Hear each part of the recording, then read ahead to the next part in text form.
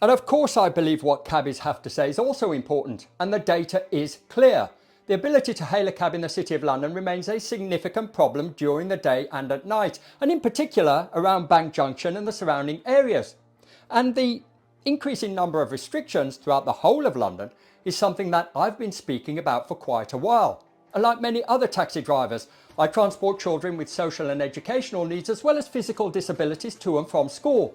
And the imposition of widespread restrictions have increased journey time significantly.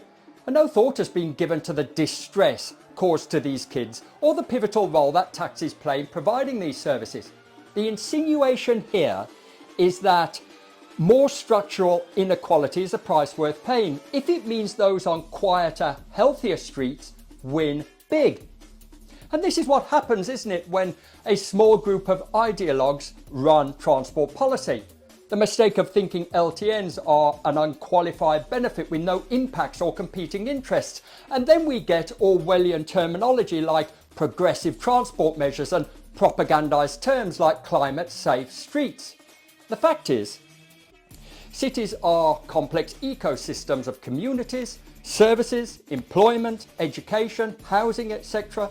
And with town halls being filled with echo chambers, there are very few checks and balances or anybody to point out that they have caused diffused misery for a whole demographic, the kind of demographic that they would previously profess to care the most about.